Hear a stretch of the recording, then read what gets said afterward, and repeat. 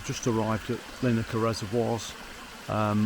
Very quick intro because I'm going to crack on with some photography while we've got the reflection in the reservoir. So I'll come back and do a full intro after a bit of a session now of total photography to get to make the most of these reflections. It's a gorgeous place. Phew! I've just had quite a wild headless chicken session. I got here late because the sat-nav kept trying to turn me up a farm track which was clearly not the way here. So top tip, if you come here, no, not if you come here, when you come here, put the postcode in for Cutthorpe and you'll find this location. Otherwise, if you follow your sat-nav, or if you follow my sat-nav, you won't get here. So I was about half an hour late. I wanted to get here just at sunrise or just after, so I made the most of this early morning light, and it's still quite nice, although the sun now is quite high in the sky. And went to try and pay to park. It's £3 all day parking, but there was an extra bonus, the machine was out of order, so I took a picture of that, as you do. But my initial impression of this place is I'm overwhelmed. It's exceeding my expectations already, and you'll see in the first pictures I've took, I didn't expect wild garlic. There's a lovely patch of wild garlic down there, and you'll see that shot. I did expect reflections in the reservoir, and I've got some reflection shots, and again you'll see them here. And it's just a fantastic place at the minute. My first impressions is that this is fantastic. It really is. And the reason for coming here was to come to a location that's not honeypot, okay? Deliberately not honeypot. And I'm sure, like me, lots of you have these books, and these books are a great guide to photography locations, and they're a guide. They lead you to those locations to explore a lot more.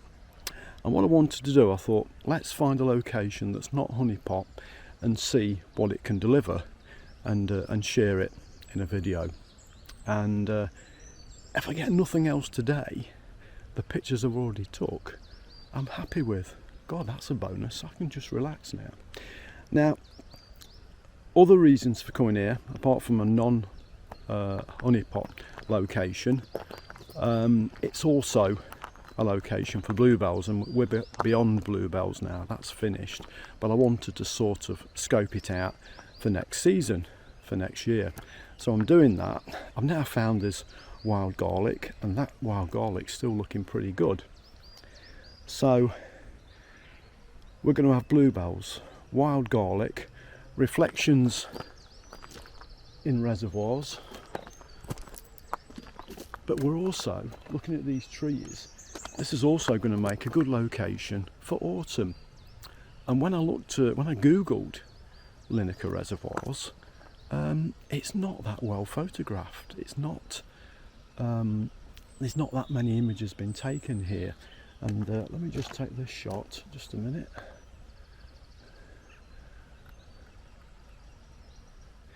So no, it's not that well photographed. I don't mean well photographed, I mean there's not an abundance of images been taken here. And I'm really surprised, because it really has got lots of potential based on my first experiences of it.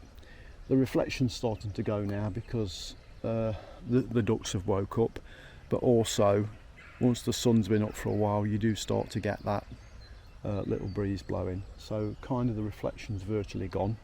Now, Linacre Reservoirs is just outside Chesterfield. As I said, don't follow the sat-nav. There's a toilet somewhere, there's a very small car park, and it looks like a good location for sunrise as well. Not sure about sunset, but the view I've just took looking down into the upper reservoir, yeah, what an absolutely fantastic place. I think already my thoughts on coming here is that we should explore more non-honeypot locations, and I'm sure as photographers and vloggers we're going to find some really nice places just like this. Let's have a look at the opening shots, and low-flying ducks. What we'll do, we'll explore. Now, just before we do, we've got a lower reservoir, we've got a middle reservoir, which is what we're photographing at the moment, and then we've got an upper reservoir. So we'll try and look at all three, and I think somewhere on these reservoirs there's like a little boathouse, and I might have missed the light for that. It looks like a boathouse anyway, but let's look at these pictures and then I'll come back and talk a little bit more about this location.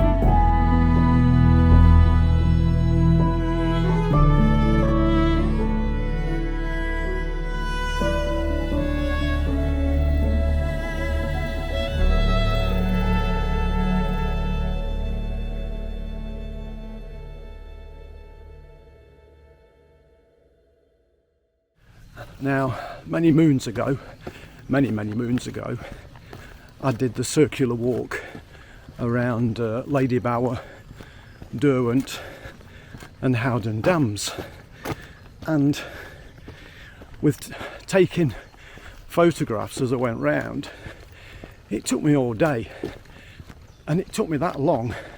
I just got back to the car before it got dark. And another reason why Linacre Reservoirs attracted me was that it's nice and compact. You've only got 3 small reservoirs, and yeah, God, I'm carrying all this completely wrong, but I'm excited by this place. I really am. What was I saying? Yes, it's nice and compact. So apparently, if you don't stop and take a picture, it takes you about an hour to walk around, and that'll do me, because that means yeah, we can get around here fairly quick and get done. But I'm now making my way to the upper reservoir, and we might get some woodland shots on the way. We have bracken, fresh bracken, sprouting up on the woodland floor. Another subject that can be photographed. This is the upper reservoir, and as you can see now, the water is well disturbed by the little breeze that's increasing, and it's probably not such a good reflection on this upper reservoir. Nice view though, a little bit smaller maybe than the middle one, but we've got this we've got a typical building there that you see on a reservoir. So we've got the trees on this side. It looks like the woodland goes up a little, but this side probably not going to take any photographs here. I would have done if there'd have been a reflection, but it's just 6:10 now, so I've been here 55 minutes just about, and the sun now is starting to blaze, and I want to go down there, and I've got to scramble down this grass bank, I think, and go down there and explore. I think that's another path around, so we're going to head back on the opposite side. I want to get down to the lower reservoir now to see what's there. Just a few bluebells at the side of this water tributary, as we'll call it. I don't think it's a river, I'm not sure what it is. It looks man-made. So yeah, they are past their best. So there's definitely bluebells here, but I'm not that worried. What I'm looking for now is other compositions to take now or to potentially take for the future. But at least we know bluebells do exist here. Now this is a nice little scene that I've just photographed, and it's the start of the middle reservoir. So we're walking down the edge of the left hand side, and we've got these like I always call it blossom when I see white on a tree.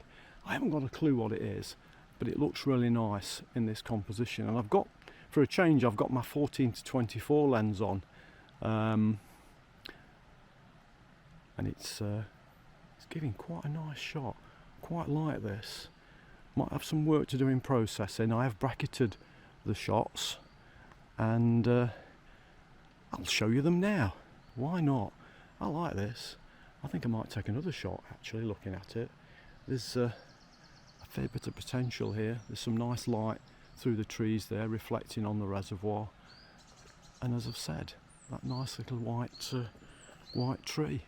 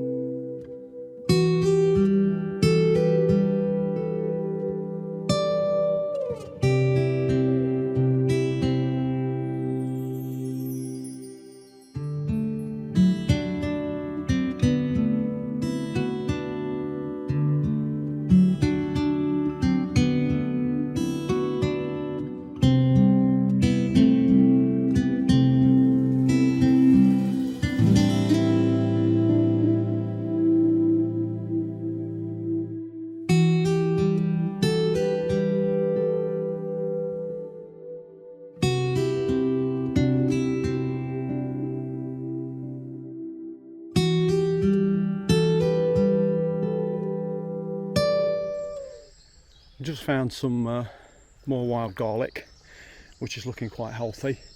It's also got some unhealthy bluebells around it, and patches of it on this side. So there's definitely bluebells here. How much, I don't know, I can't tell you, but it's yet another reason to come here. And as I walk into this woodland, there's an awful lot to explore here. There's going to be lots of compositions in this woodland, but I think we're talking autumn, and I think we're talking spring. Look at these ferns. These ferns look nice. With some light, they'll make a picture. But yes, the woodland here is very interesting. I've got this little scene now, and I'm not sure about it, so I took it fairly wide with a view to cropping. And we've got these little wooden posts in the water. I don't know what they're for. I've got a clue, but there's something about this scene that I like, and at the minute I don't know what I like about it. So maybe when I've processed the image, all will become clear, or we'll be hitting the delete button, one of the two.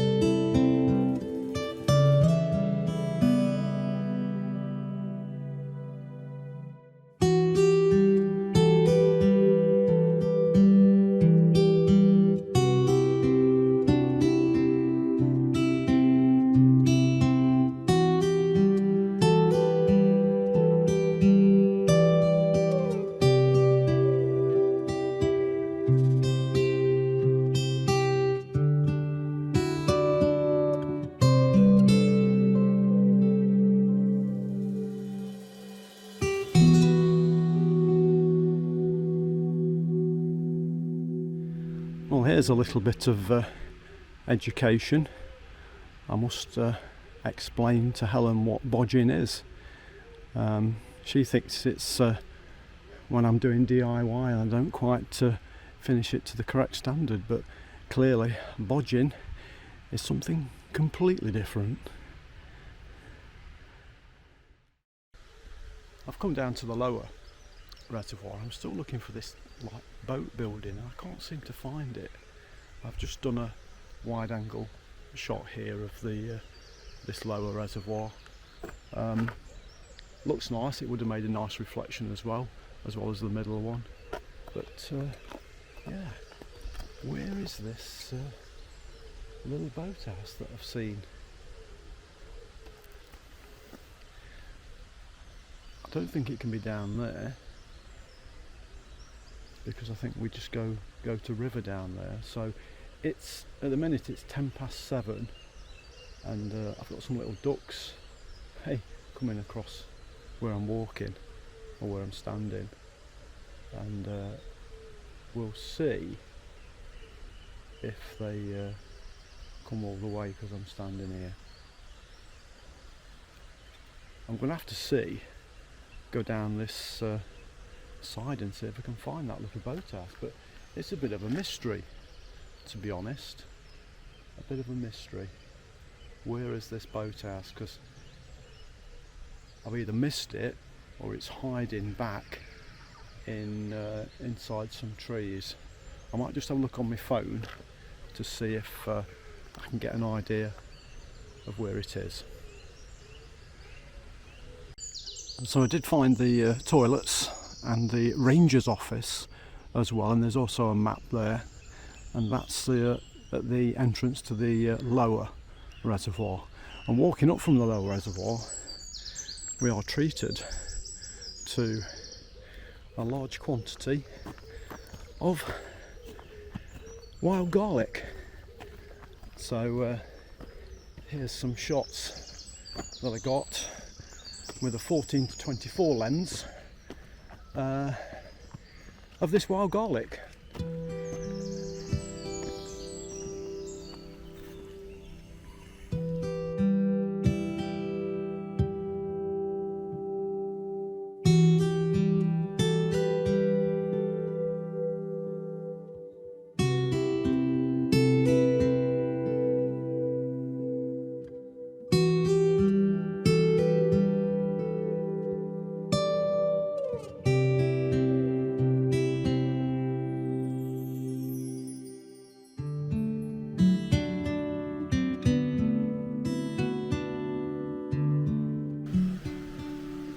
Just after 8 o'clock now, and the light now has just gone too far the other way, so I'm going to call it here.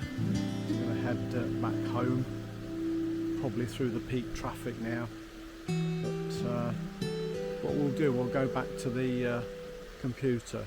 What I want to do is talk about my thoughts on the new Z8 camera that's come out. So yeah, let's get back there to the editing suite or the spare bedroom, and I'll have a chat about what I think about the Z8.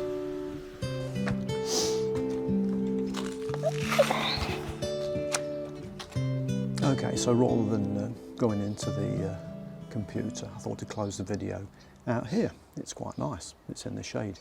Just got back from Linacre Reservoirs. It's 9 o'clock, so it's quite a short day really for me. And I thought I'd just close the video and talk about the Z8, which has just come out. And I had an email about the Z8 asking me if I wanted to reserve it, and Helen was reading this over my shoulder, and she said, "Oh no, you're not buying another camera, are you?"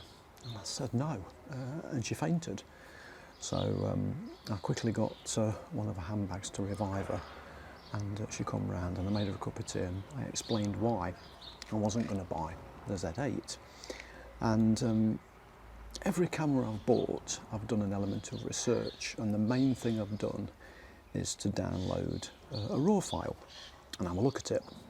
So my first Nikon digital camera was the D70. I then went to the D80, and that was a jump in picture quality. I then went to the D700, which was full frame, which was another jump in quality. I then went to the D810 and another jump, and then finally D850. And it's reached the point now where for me the picture quality is at the point that I like. And when the Z9 came out, I downloaded some RAW files and had a pixel peep, as you do, and it was disappointing really. I thought, well, there's no jump in quality, because that's what I've seen as I've gone through and purchased a succession of cameras. I've seen a jump in quality, and there was no quality jump here for me. So I wouldn't have been purchasing the Z9, and for the same reason I won't be buying the Z8. It's clearly an excellent photography and videography machine, but for me it doesn't jump in image quality. And yes, it's got inbuilt stabilisation, it's got probably better focusing, it's probably faster at clearing the buffer if you're taking lots of shots, but some of those things are about technique. Focusing is about technique, image stabilisation is about getting your settings right to freeze that shot if you need to freeze the shot. So for me there's no jump in image quality, and that's what I'd be looking for if I was going to buy a new camera. And so Helen said, well, what is your next camera going to be then? I said, well, another D850, because I'd like a second D850, so I've got some longevity here. And maybe in time the Z series cameras will have bigger megapixels. Maybe we'll see 100 megapixels someday. but the computers have got to play catch up with that, because you're going to need some processing power to deal with 100 megapixel images. So no, I won't be buying the Z8. What I am looking at is second-hand lenses at the minute, and I'd like a 400mm lens, and it seems that where people are changing over to Z series cameras, they're offloading their kit and their lenses, so there is quite an abundance of second-hand lenses available at the moment, which is great for us that love the DSLRs. I'm sure there's lots of us that do, and I'm sure there's lots of us that will transition into mirrorless cameras. They are good, there's no doubt. They're excellent pieces of kit, but I don't need them. I think that the D850 for me has reached the ceiling of image quality that I personally want. So if you've enjoyed this video, please consider subscribing to the channel. I'd like to get to that 500, the magic 500. If you like the video, give it a like. I had some nice light for a change, and it was a very short morning as well. Next video is actually, I'm going to show you the quality of the macro lens that I use, and it's a short video that I've actually made in this garden. And one of these flowers here is the star of the show. On that note, I can hear the sound of the dustbin men, which means they're emptying the garden dustbin this week, which means I've got no excuse not to do any gardening. Damn. I'll see you later.